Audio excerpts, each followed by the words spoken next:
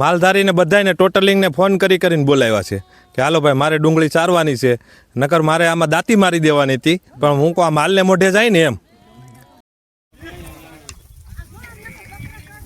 કનુભાઈનો phone આવ્યો હતો સવારે કે અમે 7-8 જણા માલ લઈને આવ્યા. સારું. કેટલા માલધારી આવેલા છો? 7-8 જણા છે. ટોટલ કેટલા ઘેટા બકરા છે? 500 થી 600.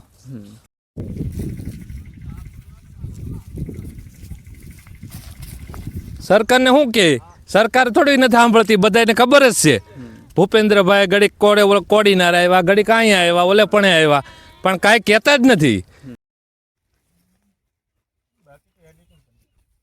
નમસ્કાર દોસ્તો, મારું નામ છે હાર્દિક સિંગોડ. હાલ અત્યારે અમે ગીરગઢડા તાલુકાનું જરગલી ગામ છે ત્યાં પહોંચ્યા. ત્યાં ખેડૂત છે તે બરબાદ થયો છે, ખેડૂત છે તે પાયમાલ થયો છે. ખેડૂત માટે અત્યારે કંઈ બચ્યું નથી.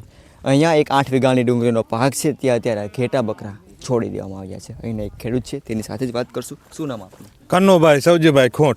કનુભાઈ, શું કહેશો, શું ફરજ પડી અત્યારે ઘેટા બકરા છોડવાની આપણા ખેતરમાં? આ પાક નિષ્ફળ ગયો તો પછી શું હવે આને શું કરીએ? લ્યો, દાડિયા એ પોહાય એમ નથી. નકર આગળ દાડિયાથી વીણાવી લઈ, ગમે કરી લઈ, તો આપણે માર્કેટમાં જવા દઈએ. માર્કેટમાં ભાવ નથી તો શું કરવું? કેટલા વીઘાની ડુંગળી હતી? 8 વીઘાની. અને આજે તમે ઘેટા બકરાને વાળાને બોલાવ્યા છે, માલધારીઓને? માલધારીને બધાને ટોટલિંગને ફોન કરીને બોલાવ્યા છે કે હાલો ભાઈ મારે ડુંગળી ચારવાની છે, નકર મારે આમાં દાંતી મારી દેવાની હતી, પણ હું આ માલને મોઢે જાય ને એમ, નકર તો અમે દાંતી મારી દેવાના હતા. તમે વાત કરી માલને મોઢે જાય, પરંતુ ડુંગળીમાં જરા પણ એવો સારો વસ્તુ બસી નથી એમાં? નહીં, કોઈ વસ્તુ નહીં. એક ગાંઠિયો નથી બેસ્યો, બધો પચકી ગયો હાવ. આ ડુંગળી જોવો ને તમે, આ બધી કેવી થઈ ગયા. આમ તમે ખેતરમાં તો જોવો તો તમને ખ્યાલ આવે. આ બધા છે ને, આ કોઈ સરકારે અટાણે સામું નથી જોતી કોઈની. આ ડુંગળી તૈયાર થઈ ગયેલી હતી કે જે વાર હતી? તૈયાર થઈ ગયેલી હતી, અમારા હાથમાંથી વહી ગયું. આ નકર તો અમારે આ ડુંગળી કાઢવાની તૈયારી જ હતી, પણ આ 10-12 દિવસ એક ધારો વરસાદ જ ચાલુ રહ્યો, તો આમાં કેમ હવે લેવું? પછી તો હાવ ગાંઠિયા બધા બગડી ગયા. નકર તો અમારે આમાં લણવાની હતી, અમે દાડિયાનું નક્કી કરેલું તો બધું હતું. જ્યારે આ ડુંગળીનો પાક તમે તૈયાર કરો છો, વાવો છો, અંદાજે ખર્ચો કેટલો આવતો હશે? મારે 8 વીઘામાં નહીં તો 70-80 હજાર રૂપિયાનો ખર્ચો આવ્યો. સરકારે કાલે કંઈ કૃષિ પેકેજ જાહેર કરી 10,000 કરોડ એને હેક્ટરે 22,000ની જાહેરાત કરી છે. એટલે એ પેકેજમાં થાય હું, મારું એમ કહેવાનું છે, એટલું પેકેજ આપે તો એ એટલા પેકેજમાં કાંઈ ખેડૂતનું કાંઈ વળે નહીં. એને નહીં તો એને કંઈક બીજું વિચારવું જોઈએ, કાંઈક દેવું માફ કરે એવું છે, એ પ્રમાણે વિચારે તો સારું કહેવાય એમ. નકર તો આ શું છે તમને કહું, એ પેકેજમાં તો હું અટાણે ખાતર બિયારણ નહીં નથી થતા. અટાણે ખાતરની એક DAPની ઠેલી લેવા જાવ તો 1700-2000 રૂપિયા કેટલા છે, એટલા છે. તમે સંતોષ નથી? સંતોષ ક્યાંથી હોય આમાં?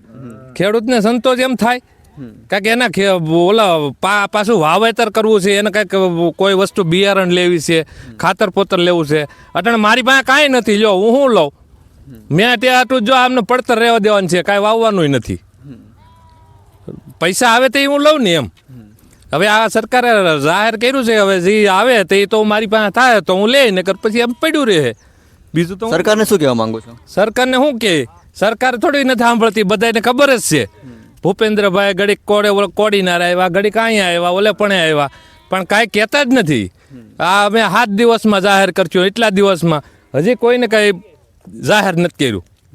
રાજકીય નેતાઓએ મુલાકાત આવેલા તમારી? નહીં, રાજકીય નેતા કોઈ હજી આવ્યા નથી, કોઈ અહીંયા નથી આવેલું.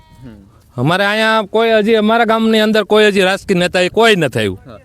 તમારા વિસ્તારમાં મોટા પાયે વાવેતર શેનું થાય છે? ડુંગળીનું કે ડુંગળી છે, સોયાબીન છે. આ મારા કાકાને સોયાબીન હતા, અમે પ્રમ દિવસે હાવ હળગાવી દીધા. હા, કાંઈ નથી એમાં. હવે એ તમને નહીં તો 10 વીઘાના સોયાબીન હતા, એમાંથી એક દાણો નથી આવ્યો. જ્યાં દોસ્તો જોઈ રહ્યા છો કે અહીંયા મોટા પ્રમાણમાં ઘેટા, બકરા, ગાય, ભેંસ તમામ લોકો છે તે પોતાના માલઢોરને લઈને આવી ગયા છે. અહીંના એક માલધારી સાથે વાત. શું નામ આપનું?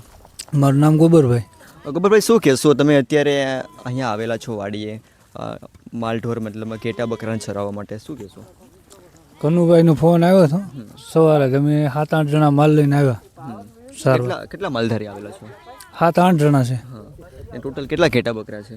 500 થી 600. પરંતુ જે આ તૈયાર થયેલી ડુંગળી છે, તમને લાગે છે કે આ ખરેખર ખોટું થઈ રહ્યું છે ને બધું? આ ખોટું જ થાય ને, પાકી ગયેલી ડુંગળી બગડી ગઈ તો પછી એટલે આ માવઠાથી બહુ નુકસાન થયું એવું? હા. તો કાલે પણ આવવાના? હા કાલે આવવાના. કાલે 2 દી 3 દી તો આ કેટલા દિવસ મતલબમાં તમારે ઘેટા બકરા ખાય પણ છે ડૂકે એવું નથી લાગતું? આ 4-5 દેખાય તો એને ડૂકે. જે દોસ્તો આ માલધારી છે, માલધારી પણ કહી રહ્યા છે કે 4 થી 5 દિવસ મારા ઘેટા બકરા આ છરશે છતાં પણ આ ડૂકે એવું નથી, કારણ કે 8 વીઘાની મગફળી છે, ખેડૂત પાયમાલ થયો છે, ખેડૂત બહુ દુઃખી છે અને તૈયાર થયેલો મોઢે આવેલો કોરિયો છે તે સીનવાઈ ગયો છે. ત્યારે આ ખેડૂતે એવું એલાન કર્યું કે માલઢોરના પેટમાં તો કદાચ આ જશે.